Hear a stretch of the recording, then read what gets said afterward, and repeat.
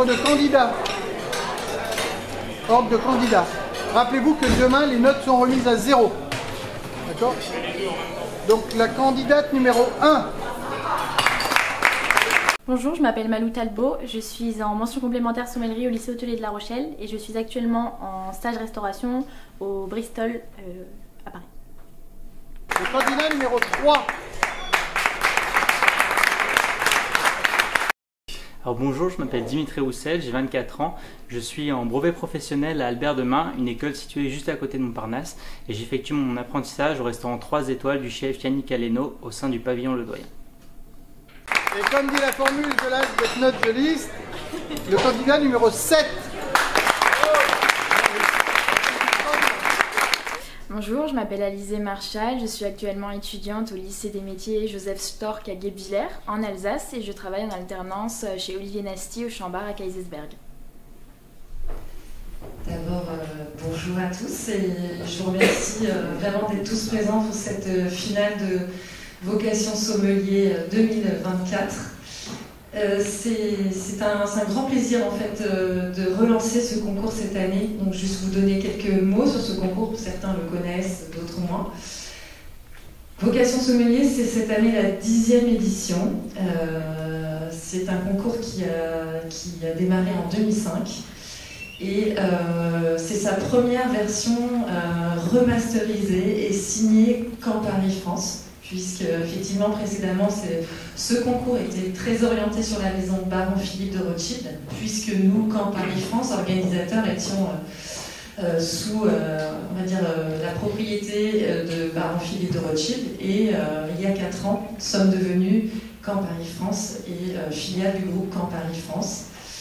Alors vous me direz Campari, ça me fait plus penser au spiritueux qu'au vin, mais justement c'est pour ça qu'on est là. C'est parce que Campari, c'est un groupe qui a 2 marques de vins effervescents déjà. Le très beau champagne lagué, que certains ont déjà pu déguster hier et continueront certainement aujourd'hui. C'est également le groupe qui détient la marque Riccadonna, qui a un très très joli Prosecco. Nous sommes leaders en France avec cette marque. Et bien sûr, de notre histoire, notre passé Baron Philippe de Rothschild, nous sommes aussi distributeurs de très jolies pépites de France et du monde entier, notamment Baron Philippe de Rothschild, dont nous restons distributeurs et on a eu la chance pendant les épreuves de goûter ensemble le bouton cadet cuvée héritage hier. Et de très belles maisons illustres telles que Penfolds, ou encore la maison Béronia en Espagne, et plus récemment les rosés de Provence et de Méditerranée de la maison Miraval. Voilà, en l'occurrence. Donc on est très heureux de relancer ce concours cette année avec comme parrain Fabrice Sommier, avec un jury de choix. Et je voulais donc remercier d'abord tous les professeurs qui encouragent ces jeunes talents de la sommellerie, qui nous ont choisi des candidats de talent pour représenter leurs différentes écoles. Je remercie les candidats qui n'ont pas démérité hier. Vous avez été tous vraiment brillants et c'était un plaisir de vous écouter. Je pense que je parle au nom du jury et c'était vraiment super et excellent de voir que l'avenir du vin passe par vous et que vous êtes tous ultra motivés, vous savez tellement bien en parler et nous donner envie de continuer la dégustation de vin pour toujours. Merci. Je vais repasser la parole à Fabrice qui va vous expliquer un petit peu comment va se passer cette finale.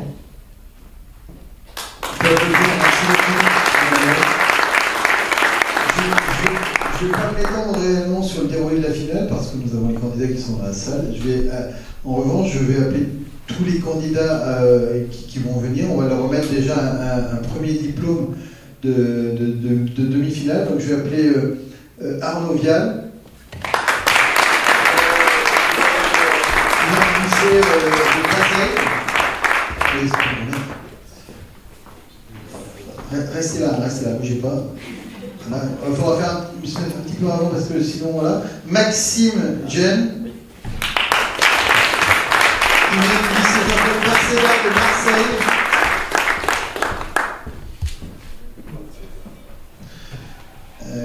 Guillaume Conjard, qui vient de Tain-l'Hermitage.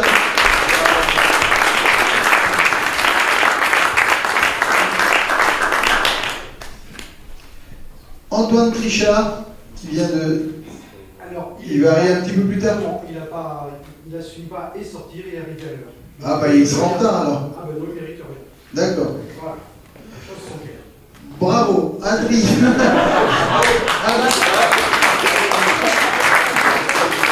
Adrien Lonceau, Lourençon, pardon, qui vient de Ferrari-Paris, le régional de Gap.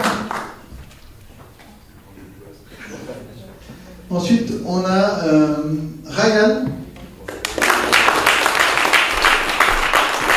qui vient de Talence. Voilà. Il nous manque. Et il m'en manque encore un. Ah non, il n'est pas là. Bon, on lui donnera le diplôme à son professeur. Oh, souvenez, s'il vous plaît. Et donc, félicitations. Donc,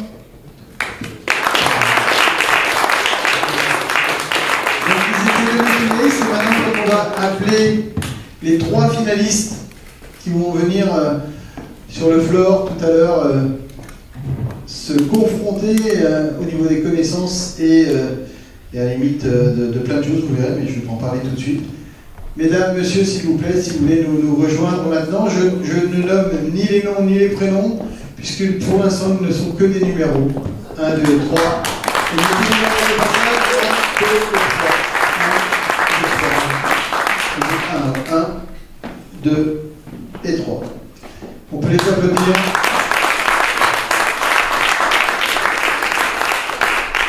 Pour ceux qui n'étaient pas là hier, effectivement, ils ont eu à déguster et à identifier un vin blanc.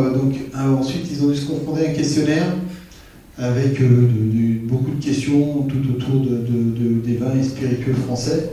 Et puis ensuite, ils avaient une petite carte des vins un peu erronée avec quelques erreurs à corriger. Et puis ensuite, ils devaient nous parler de leur envie, de leur parcours professionnel, mais surtout de la motivation qu'ils avaient. Et en même temps, ils avaient 2 vins à déguster. Donc, ils ont été les 3 plus brillants. Les autres n'ont pas démérité, mais vous savez, c'est la loi d'un concours. Il faut toujours... il y a des gagnants et non pas des perdants. Je pense que personne n'a perdu, mais il y a des notes qui étaient un petit peu plus hautes que d'autres. Donc, félicitations à vous 3.